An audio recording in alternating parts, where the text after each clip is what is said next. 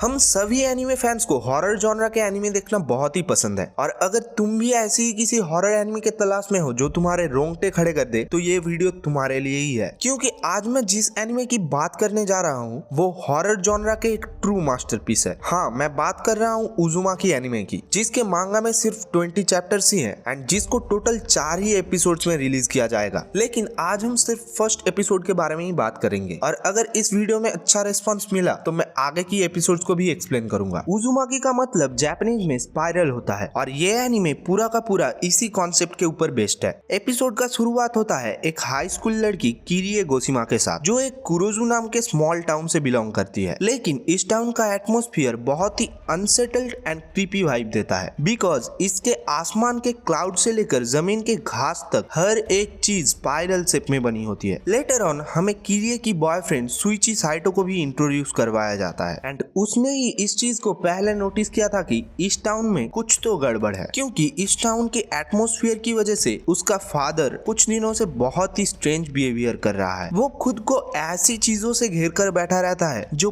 Proper spiral shape में बनी हुई हो, जिनको देखकर उसके फादर की दोनों आंखें इंडिपेंडेंटली स्पिन होता रहता है। इस चीज को पहले किरिए इग्नोर कर देता है, लेकिन बाद में उसे भी ये चीज रियलाइज हो जाता है, क्योंकि सुइची के फादर का ये ऑब्सेशन धीरे धीरे इतना ज्यादा हो जाता है कि खाने के सूप से लेकर नहाने के पानी को तक स्पाइरल शेप में यूज करते थे। बाद में जाके ये ऑब्सेशन इतना एक्सट्रीम हो जाता है कि खुद के बॉडी पार्ट्स को कैसे स्पाइरल शेप में बनाया जाता है वो भी सीख गए थे। एंड लेटर ऑन ठीक इसी की वजह से ही उनकी डेथ भी हो जाता है, क्योंकि सुइची के फादर अपने बॉडी के हर एक बोन को तब तक तोड़ते गए जब तक वो स्पाइरल शेप ना बना ले। इसके बाद सुइची के फादर का अंतिम संस्कार होता है, जिसमें बॉडी को आग में जलाने के बाद जो धुआं निकलती है वो भी आसमान में जाके स्पाइरल शेप ही क्रिएट करता है, जिसको देखकर सुइची के मम्मी का दिमाग भी खराब हो जाता है और उसे अपनी पति का चेहरा उसी धुएं में दिखने लगता है, जिसकी वजह से उन्हें हॉस्पिटलाइज किया जाता है। लेकिन तब तक उनके ब्रेन में उनकी पति के स्पाइरल शेप में मरना इतना नेगेटिव इफेक्ट डाल देता है, जिसके चलते वो स्पाइरल शेप से डरने लगती है और अपने हेयर से लेकर फिंगर टिप्स के स्किन को तक काट डालती है,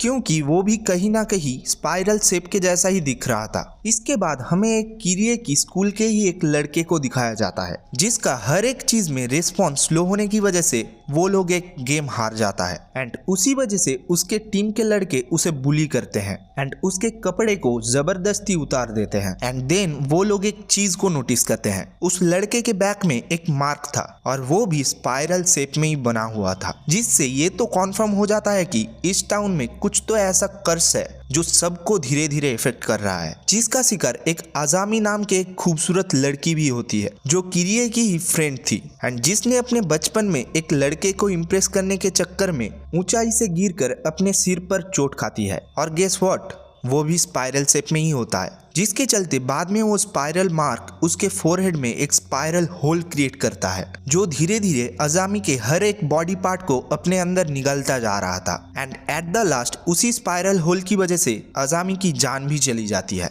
और ठीक यहीं पे हमारा पहला एपिसोड भी खत्म हो जाता है। लेकिन इसका दूसरा एपिसोड और भी ज्यादा इंटरेस्टिंग है, बिकॉज जिस लड़के के बैक में स्पाइरल शेप था वो आगे जाके कुछ इतना अनएक्सपेक्टेड टर्न ले लेता है जो तुमने कभी सोचा भी नहीं होगा। इसीलिए अगर तुम्हें एपिसोड 2 का भी एक्सप्लेनेशन चाहिए तो कमेंट करके जरूर बताना। आई होप तुम्हें ये एक्सप्लेनेशन अच्छा लगा होगा। अगर हाँ तो make sure to subscribe the channel, ताकि बाकी सारे एपिसोड जो आने वाले हैं वो तुमसे मिस ना हो। तब तक के लिए कीप वॉचिंग एनीमे एंड मैं तुम लोगों से मिलता हूँ अगले वीडियो में। बाय।